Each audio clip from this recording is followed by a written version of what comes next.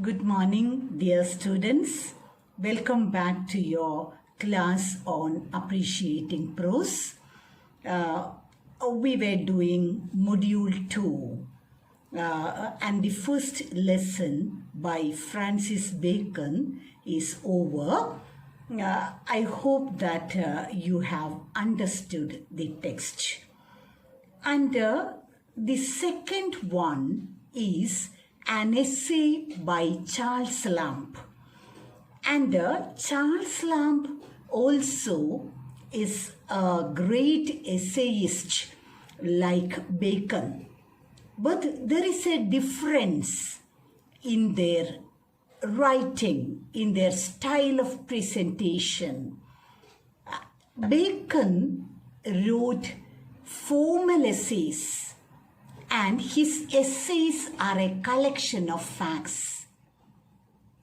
Bacon wrote about everything under the sun, and it is meant for a busy reader who wants to collect information.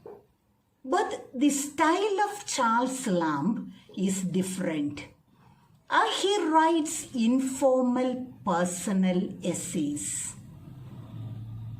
And so, if the first one is objective, the second one is subjective. That is the difference. He is more like the French essayist Montaigne, who says that an essay is the l'eau-salée of the mind.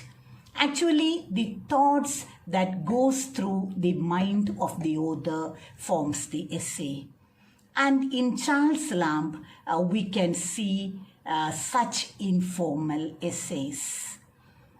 And before beginning with the text, see, the second lesson I told you is one by Charles Lamb. And the title of the essay is Dream Children, a Reverie. And so you understood you have the second lesson by Charles Lamb. And the essay is taken from the collection called Essays of Elia. And the title of the essay is Dream Children, a Reverie. This is the essay that you are going to study today. But before going to the details of the essay, we should understand the author, who is Charles Lamb. What is his role in English literature? What is his style of presentation? What are his favorite themes? And all these things should be counted before going to the text. And so, to begin with, I will tell you something about Charles Lamb. Charles Lamb is an English essayist, a poet, and also a writer of children's stories. He was born in London, at the Inner Temple in London in 1775 as the second child of John Lamb and Elizabeth Field. And so his parents were John Lamb and Elizabeth Field, and he was the second child. He had an elder brother called again John Lamb and a sister by name Mary. And he studied in a school called Christ Hospital. And the life there, actually, many students, even poor students, are getting a chance to study in Christ Hospital. And see, when poor students study there, they have to do some extra work in addition to their studies. And Lamb was such a student there. And the great romantic poet Coleridge also was studying in the Christ Hospital in the same period, and they were very good friends. And after completing his studies in Christ Hospital, he joined an office called South Sea Office. He worked in many London offices. He had great earning to join for the university education. And his great longing to study in the university is revealed in another essay written by him, Oxford in the Vacation. Because of the special circumstances at home, he couldn't have the university education. And then, if you consider his literary career, Lamb started writing as a poet. He belongs to the early 19th century writers. He had great appreciation for Elizabethan period, the Elizabethan writers, and he had a special fascination for William Shakespeare. And he wanted to become a good poet. And he started writing sonnets. And his sonnets are good. And with the help of Coleridge, he was able to publish these sonnets. And then, I told you earlier, he was very much interested in Shakespearean dramas. He had a great appreciation for them.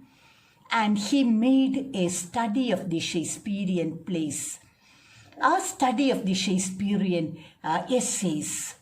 And he published a book again with the help of his sister, Mary Lamb. And then, after that, actually, he took several years to realize that he will be more excellent as an essayist than as a poet. And then, at the age of 45, he published the first collection of essays called Essays of Elia. And after 10 years, Charles Lamb, he published the second and the last volume of Essays of Elia. And actually, Elia is the pen name adopted by Charles Lamb. And do you know from where he got this name Elia? Elia is actually his pen name, but it is the name of one of his friends. Actually, an Italian friend who worked along with him in the South Sea Office. And again, before going to the style of presentation of the author, let me complete the biographical details. I told you after 10 years, he published the second volume, the last volume of Essays of Elia, and in 1859, actually, he died. It was a type of accident. He falls down into the street and receives a serious wound on his face. Later, it develops a type of infection, and the man died at the age of 59. And so this is the uneventful story of Charles Lamb. Remember, for you to understand things better, I will repeat the main points once again. Charles Lamb is an essayist, poet, and a writer of children's stories. He was born in 1775 at the Inner Temple in London. And then he joined the school, Christ Hospital. And then he was born as the second child of his parents, John Lamb and Elizabeth Field.